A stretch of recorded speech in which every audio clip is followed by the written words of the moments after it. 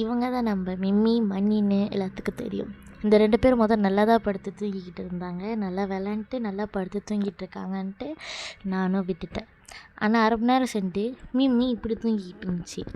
நானும் ஓகே நல்லா விளையாண்டு அசதி போல் அதுக்கு, அதனால தான் அப்படி தூங்குது போல் அப்படின்ட்டு மிம்மி ஒரு சைட்டு இங்கே படுத்து தூங்கிட்டு இருந்துச்சுன்னா மணி ஒரு சைட்டு அந்த ஊஞ்சலில் சுற்றிக்கிட்டு. இதுக்கப்புறம் ட்விஸ்ட்டே இருக்குது. நான் ஹாம்ஸ்டர் வளர்க்க போகிற எபிசோட் 3 தான் பார்ப்போமா? வாங்க வீடியோக்குள்ளே போகலாம். நான் ஏன் இவ்வளோ சோகமாக பேசுகிறேன்னா, நேற்று நம்ம மிம்மி குட்டி போட்டுருச்சு. சடன்லி மிம்மி குட்டி போட்டோன்னே என்ன செய்கிறதுன்னு தெரியல. அதான் நான் மணியும் மிம்மியும் பிரிச்சுட்டேன். ஏன்னா டெம்ப்ரரிக்கு நான் மணி ஒரு கோத்தலை போட்டிருந்தேன். ஏன்னா மணிக்கு நான் ஆர்டர் பண்ண கூண்டு இன்னும் வராதனால ஒரு டெம்ப்ரரி நான் கோத்தலை போட்டிருந்தேன்.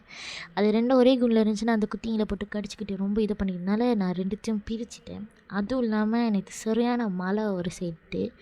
அந்த மழையிலையும் நான் போய் அந்த குட்டிங்களை புதைச்சிட்டேன். ஏன்னா மிம்மி போட்டது 4 குட்டி, அதில் ஒரு குட்டியை மிம்மி கடிச்சிருச்சு, அதில் ஒரு குட்டி செத்துருச்சு.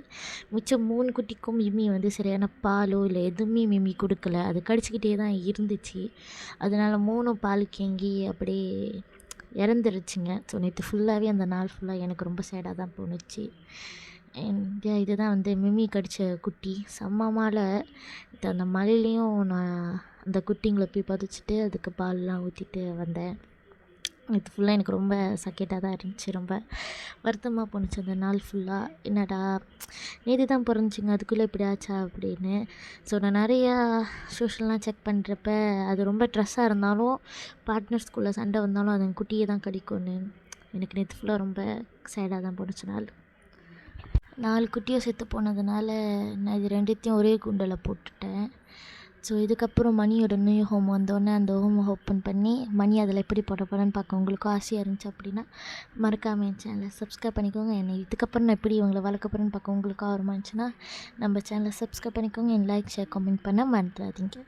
நாளைக்கு எபிசோட் 4 வரும். ஸோ யா, தேங்க்யூ ஃபார் வாட்சிங்.